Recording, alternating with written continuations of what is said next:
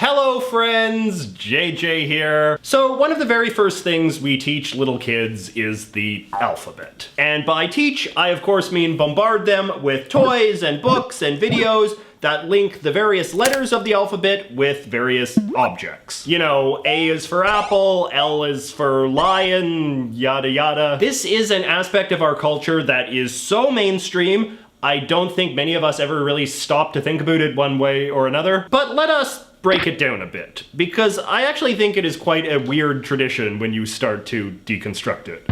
For starters, why is it that we teach children the alphabet this way? Why is the letter-object linkage custom so popular? And why do we make so much stuff based around teaching the alphabet this way? Well, the simplest answer would be that this is simply an easy way of teaching children what these weird symbol things we call letters are for. Letters are for making words, and teaching children 26 words that start with the 26 letters is an easy way to get this concept across. And we don't just use any old words either. We use nouns because presumably physical objects are easier for children to relate to. Physical objects are certainly easier to draw or make toys out of. This is, I think, also the reason why letter-object educational things tend to be very animal-centric. I mean, who doesn't like animals? The other purpose of these things is a way to teach children phonics, which is the concept of letter sounds. This helps kids make the connection between letters and writing and spelling. A kid who learns that the letter A makes the ah sound in apple will presumably have an easier time learning how to spell words like aspect or authoritarian, because he will make the connection that those words also start with an ah sound and therefore must also start with the letter A. But alas, here is where the whole system starts to break down and can be revealed for the dishonest scam that it is. Flaw number one of the letter-object system is that it implies that all letters only have one sound. In reality, the 26 letters of the English alphabet make over 40 distinct sounds, as determined by the various arbitrary rules of the English language. So for example, a placemat that tells a child that C is for cat and S is for snake will not be of much use when the kid has to learn how to spell the word circus. Or how about a word like photograph? Photograph is an example of a word that begins with what the language people call a digraph, or a combination of two letters that make some completely unique sound. There is no logical or intuitive reason why a P and an H together would make an F sound.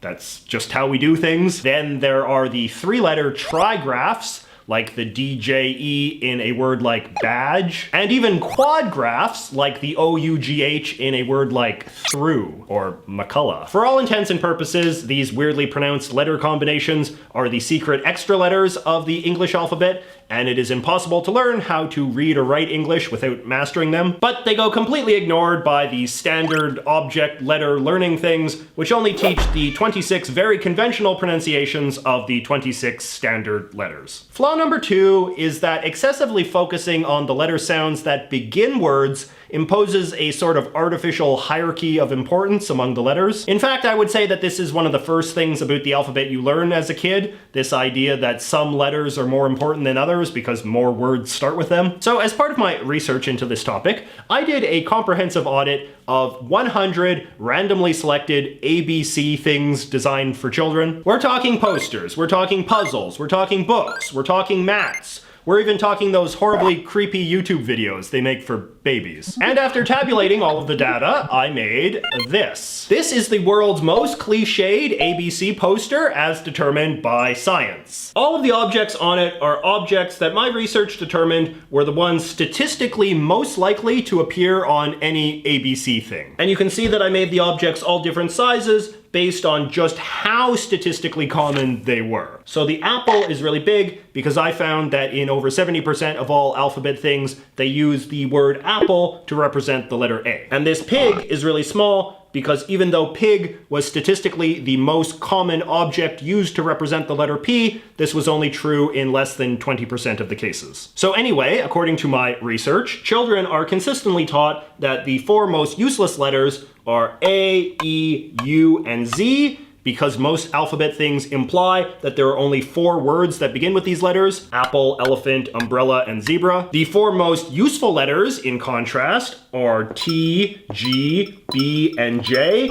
since most children's toys will expose kids to a broad diversity of different words that begin with those letters. This is, of course, nonsense. A, E, and U are actually some of the most useful letters in the English language because they are vowels, and basically every word has at least one of them. This is very much the case with the letter X as well, which I think a lot of kids learn to imagine as like the most stereotypically useless letter, since the only words that begin with it are xylophone and X-ray. And frankly, X-ray really shouldn't even count. That's like saying U is for U-turn. You can't just use the name of the letter in a word. Although using X for xylophone isn't really that much better if our goal is to teach children all of the standard pronunciations of all of the letters, since xylophone is one of those words where X makes a Z sound instead of its standard X sound in words like fox and box and locks. But in any case, X is a very important letter that is used in lots and lots of very common words, so portraying it as the alphabet's loser simply because not enough words start with it is pretty disingenuous. This obsession with nouns also results in a lot of rather obscure words being crammed into alphabet learning aids as well. Like, a xylophone is a pretty obscure musical instrument used mostly to play the theme to Monkey Island and not much else. Or how about a violin, which my research says is the word that children are most likely to encounter when learning about the letter V. How many kids come into contact with a violin? Ladies and gentlemen,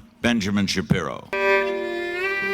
Or how about a queen, which is the most common Q word? I would argue it would make more sense to use words like quiet or voice, which children could reasonably be expected to be familiar with, rather than names of orchestra instruments or hereditary political leaders. But I guess it's hard to draw abstract concepts on kindergarten walls. Of course, it could be very easily argued that a lot of the objects we use to represent letters we don't really use for any reason beyond broad cultural tradition. Which is to say, A is for apple simply because we in North American culture, and perhaps British culture too, have just established this long tradition of teaching kids that A is for apple, and that's that. E is usually for elephant, not because we couldn't come up with a better or more relevant E word if we tried, but rather because over the course of the century or so that we have been making these ABC things, we have sort of slowly consolidated around a consensus that E should be for elephant. This tends to be how culture works. Things get normalized through repetition until we get to the point where we forgot why we started doing something in the first place. And this is my general takeaway from this whole alphabet object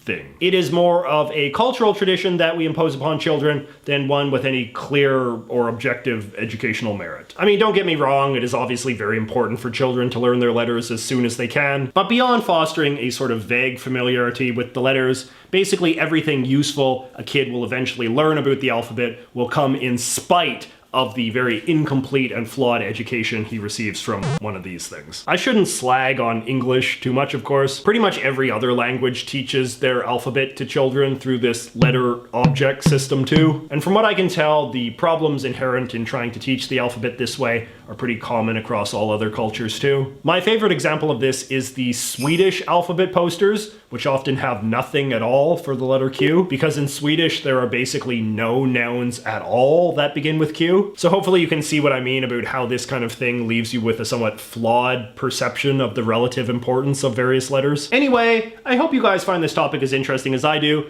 because I'm thinking about getting you guys to help me out with a new crazy project. I know you guys really like mailing me stuff from all your different countries of the world, and I like getting it. By the way, reminds me I have a huge backlog of packages I still have to open. So I was thinking it would be cool if you guys could mail me fun alphabet things from your country. Nothing fancy, just maybe like a placemat or a baby book or something like that. The more stereotypical, the better. And once I get a few of them, I could do a follow-up video in which we could look at some of the weird objects that different countries of the world use to represent their letters. If that sounds interesting, drop me an email and I will send you my mailing address. Or if that seems like too much work, maybe you could just leave me a comment in the thing below telling me what is the most stereotypical useless letter in your language according to the letter object system. What letter is the hardest to use to start a child-friendly noun? And what is the lame go-to object that always winds up being used for it as a result? What is your culture's xylophone, in other words? If you enjoyed this video, please do not hesitate to give that little thumbs up button a click, and also click that little bell buddy so you never miss the breaking news of when I post another YouTube video. See you all next week.